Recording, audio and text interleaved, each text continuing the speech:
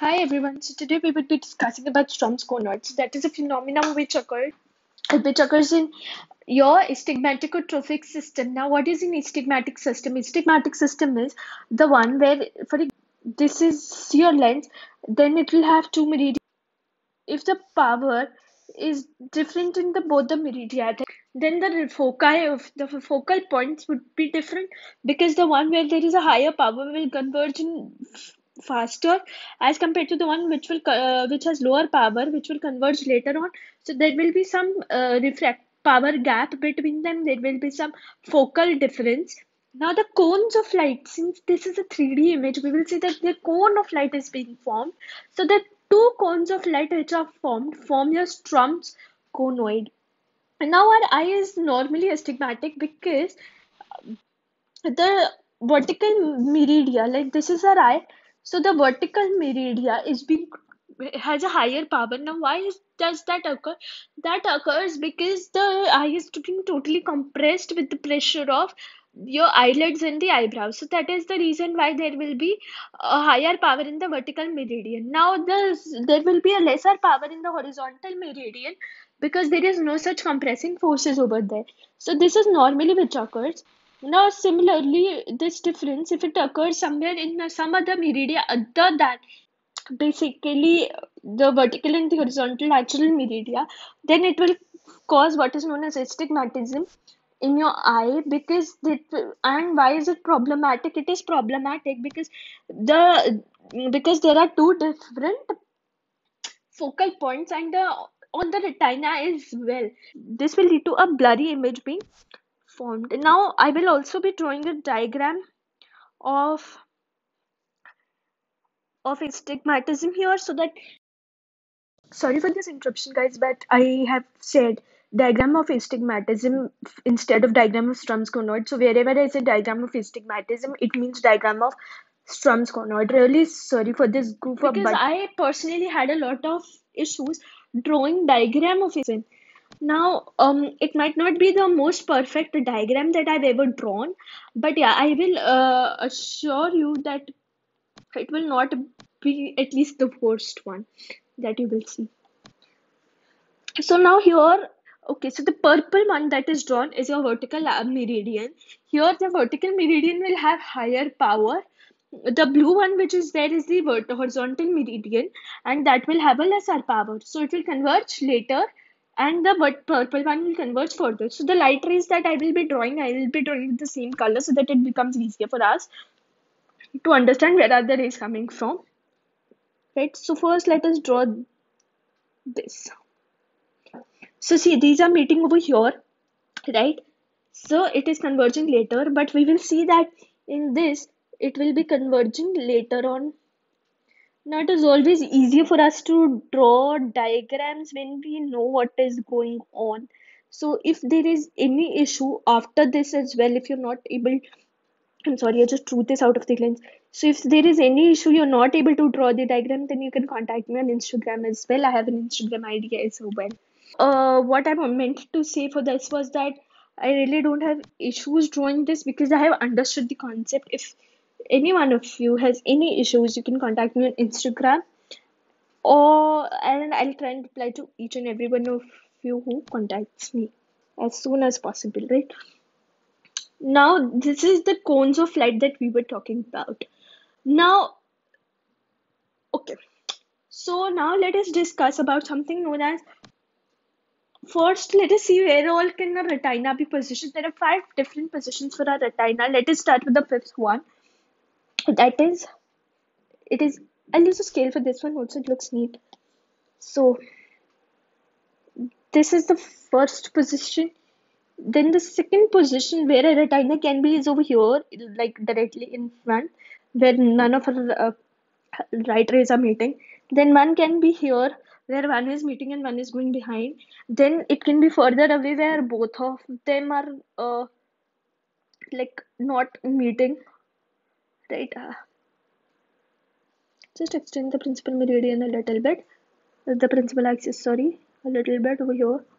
So another one can be over here as well, right? Where one is converging in front and the other one is converging behind of the retina that we have are basically okay. So basically now we have five different positions of the retina with us. Now why is this? Why did I draw all the positions for the retina? Is because we need to understand what is the different types of astigmatism. Now and through the Strum's conoid it becomes really easy. And with this we have a sixth entity as well, which is called a circle of least diffusion. What is the circle of least diffusion? Circle of least diffusion is the minimum distance between convergence of the rays and divergence of the rays. So here we can see, I'm enlarging this so that we can understand it. So here we can see that the purple rays are starting to diverge and the blue ones are converging as it is. So here this distance between them is minimum. Not over here, because see the circle being formed is larger as compared to this, the diameter, the radius is larger, right? So that is why this point is called the circle of least diffusion, or the place where in Sturm's conoid where the distance between the converging rays and the diverging rays is minimum, is called your CLD, or circle of least diffusion, right? So CLD is a point where the convergence is equal to the divergence, or the distance between the convergence and diverging rays is the minimum distance between converging and diverging rays.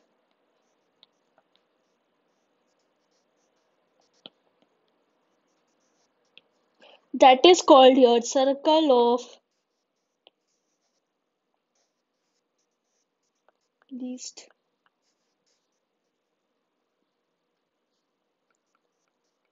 diffusion, right? Now we have five different points of astigmatism, and these 5 points will tell us what are the different types of astigmatism. Now, the first one. So, if both the rays converge in front or behind,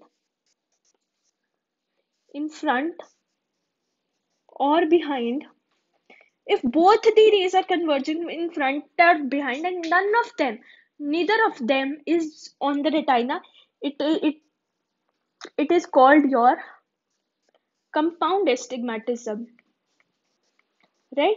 Compound astigmatism. Now, if one ray, like as in case of B, one ray is converging on the retina, the other one is not is converging behind. That is basically your simple one. So one ray converges on retina, and other one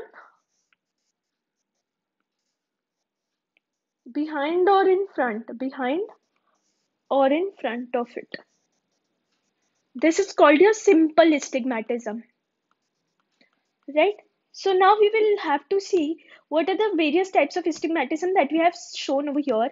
So now A is basically your, let us see, both these rays are converging behind the, so that is your compound. Now if it is behind your retina, that will be hypermetropia, and if it is in front, it will be myopia. So A is compound hypermetropia, hypermetropic astigmatism, because compound, why? Because both are behind.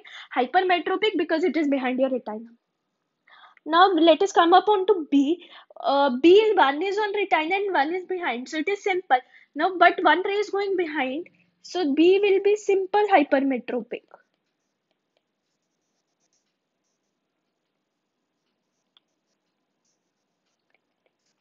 Now let us see what happens here.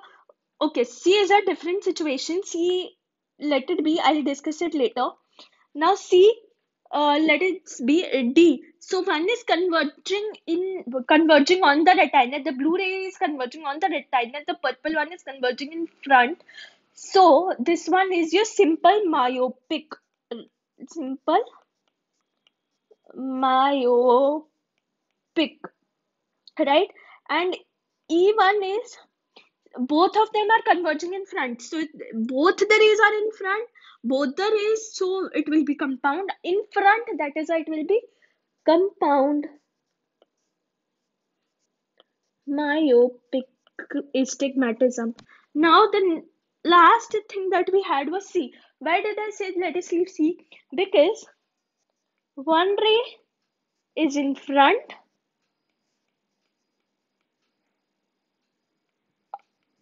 other one behind.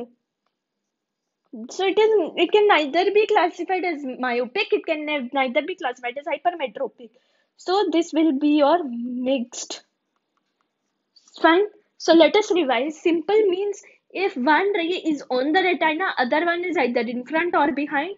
Compound means if both the rays are either in front or behind. And mixed means one is in front, one is behind. Right? Now myopic, if the myopia, it is what? If either one of the rays is in front, it will be myopic. So simple myopic, one on the retina, one in front. Compound myopic, both the rays in front of the retina. Now hypermetropic. Simple hypermetropic, if one ray is on the retina, one is behind. Compound hypermetropic, if both the rays are behind. So this is the Strom's conoid and types of astigmatism that we can define from the Strom's conoid. I hope you understood. If you have any doubt, you can even contact me on Instagram.